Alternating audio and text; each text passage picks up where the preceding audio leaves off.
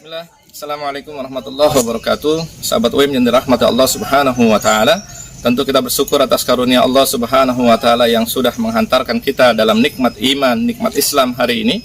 Kemudian kita juga masih diberikan kesehatan oleh Allah Subhanahu wa taala dan diberikan waktu yang luang sehingga masih beribadah kepada Allah Subhanahu wa taala dengan penuh kekhusyuan, penuh kecintaan dan penuh ketaatan kepada Allah Subhanahu wa taala. Sahabat UIM yang dirahmati Allah Subhanahu wa taala, semoga kita semuanya dilindungi dari wabah-wabah virus corona maupun wabah yang lainnya yang hari ini sedang menyertai kita, hari ini sedang menyerang umat Islam dan umat manusia secara umumnya.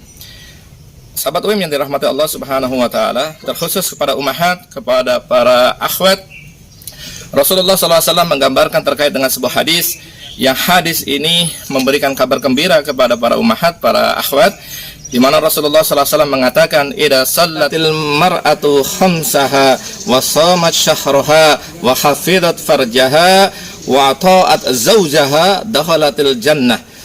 Digambarkan oleh Rasulullah SAW terkait dengan 4 keistimewaan yang jika dilakukan oleh seorang muslimah, jika dilakukan oleh seorang perempuan, maka akan menghantarkan dia masuk ke dalam surganya Allah Subhanahu wa taala.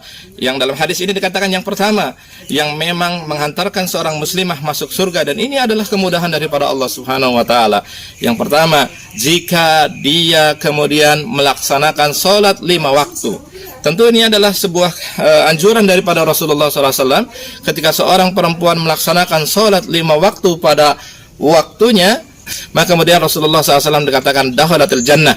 Yang kedua yang harus dilakukan oleh perempuan ketika ingin masuk surga dengan keistimewaan yang diberikan oleh Allah Subhanahu wa taala, yaitu dengan shamat syahraha, dengan melaksanakan saum atau berpuasa pada bulan Ramadan, 30 hari melaksanakan puasa di bulan Ramadan, dan kemudian ketika dia atau terhalang dan seperti melakukan ada nifas, ya, kemudian ada haid, maka perempuan itu harus segera melaksanakan menggantinya dengan hari yang lainnya. Yang ketiga yang menghantarkan perempuan itu masuk ke dalam surganya Allah Subhanahu wa taala, yang ketiga adalah jika dia kemudian menjaga kehormatannya, menjaga kemaluannya, menjaga terkait dengan aib-aib suaminya, dan kemudian menghindarkan daripada perkara-perkara yang zina dan mendekati zina, berpakaian menutup aurat, kemudian dia tidak memakai pakaian-pakaian yang transparan, yang kemudian terbuka,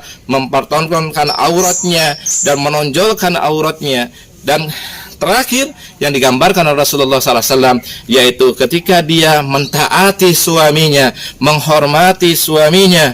Suaminya dijadikan orang yang kemudian dia wajib taati, dia wajib hormati, segala perintahnya dia taati selama dia tidak memerintahkan kepada hal-hal yang kemudian menjauhkan dari perkara Allah Subhanahu wa taala dan menjauhkan daripada Rasulullah sallallahu alaihi wasallam.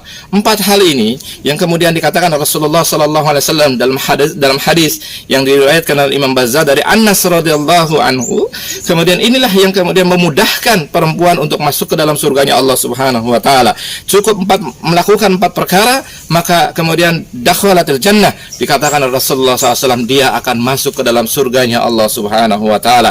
Yang pertama, melaksanakan sholat 5 waktu tepat pada waktunya. Yang kedua, dia melaksanakan saum Ramadan, saum di bulan Ramadan sebanyak 30 hari. Dan jika dia berhalangan seperti haid, nifas, melahirkan, dan yang lainnya, maka kemudian dia segera menggantinya agar kemudian genaplah puasa dalam bulan Ramadan tersebut, atau genap berpuasa dalam 30 hari tersebut.